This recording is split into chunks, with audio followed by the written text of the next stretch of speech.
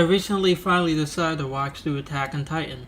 I realized I hadn't seen a decent amount of well-liked anime and read even less manga from the past decade, and one of the first on my list happened to be this because, the alphabet.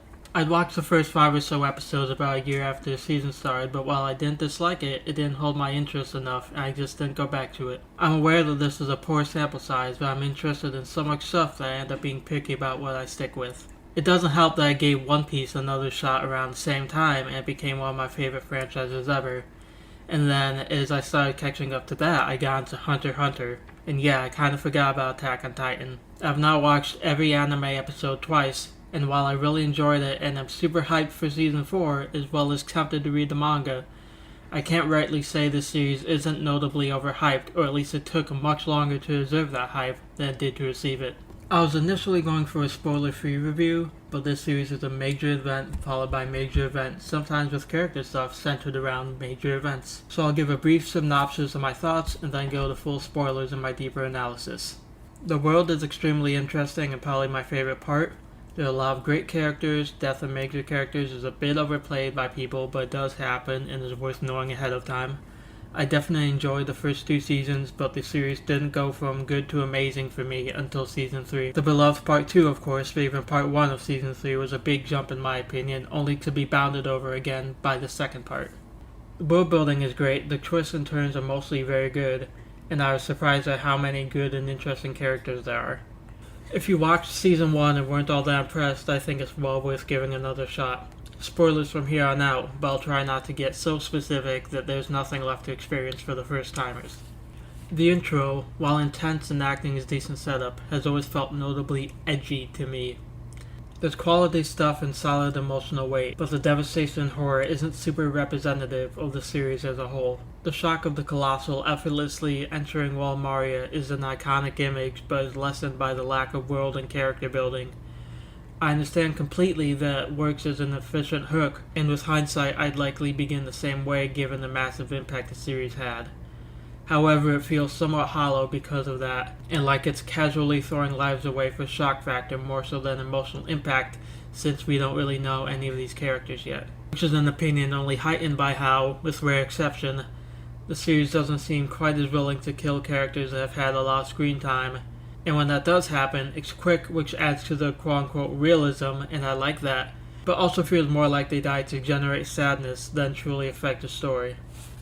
The dude throws himself at the Titan they failed to protect Eren's mother from, and is doing a pretty decent job until he's overpowered, with no prior establishment of the limitations of Eren using his Titan form besides needing a clear goal. A beloved father figure is clinging to life about to be killed, and this, of all times, is when we learn that sometimes that's just not enough somehow. Can't be part of the clear goal thing, because aside from arguably put rock in hole, I'm not sure he's ever had a clearer goal up to this point. In his rage, he realizes that he can kind of control mindless Titans, but everything until then seemed like thoughtless writing with, ironically, nothing but the goal of making Eren really mad because he hasn't spent enough time screaming about Titans to believe he just hates them yet. Levi's squad was also super over the top and drawn out for how pointless it felt. I just feel like if it doesn't add anything, doesn't help the plot develop meaningfully, help a character grow meaningfully in a way something else couldn't, or is just there to be dramatic, established character deaths are just a waste. My last point on the beginning's edginess, Eren, while becoming a solid character, starts as this unhinged, intolerable screaming maniac, he himself oozing with obnoxious edgelord energy, and while I watched a bit farther, it really helped put me off the series following him pretty early on, and I'm still not sure he's fully grown on me as the S-tier protagonist he's lauded as, though I like him a lot more. I didn't expect when I started typing this to go on a rant like that, so let's look at some positives because they definitely outweigh the negatives. With a series this praise, it just makes it easier for me to be bothered by its flaws. As I said, the world building is likely my favorite part of the series. While at times the plot seems to totally forget it exists, the basement build-up, and especially the reveal, are truly special, made more so by the tremendous arc and battle leading up to it. The female Titan reveal was very well executed, and I'm a big fan of how quickly they tracked down and cornered her when I was ready for an annoying game of cat and mouse. Which I'm okay with if we're trying to solve the mystery too, but when we know what they don't know, it can become very annoying. While it just kind of happened and is kind of the Goro say from One Piece, Everything with the king and his council was great, including how decisively they were taken down and how far from a quick solution it ended up being. Which leads me to one of the best characters, Historia. Her arc is something special to this point, and like much of the series, rewatching provides a lot of little hints, and it's also fun watching her just be around knowing what happens. The ways in which civilization and warfare have adapted are very interesting, and it's refreshing to see. The ways in which civilization and warfare have adapted are very interesting, and it's interesting to see a more realistic representation of just how trash humanity can be. Still always fighting and killing amongst each other despite the dire circumstances. As far as the characters, this was the most surprisingly well done part of the series to me, mostly because I wasn't big on Eren, Misaka, or Armin when I first watched the series. My favorites are probably, unsurprisingly, Erwin and Levi, though Hanji and Historia are probably 3 and 4. Erwin and Levi's relationship is probably the most compelling in the series, and the ways in which their mindsets are fleshed out and developed are very fascinating despite them both, especially Erwin, having very selfish goals at times. I never stopped rooting for either of them.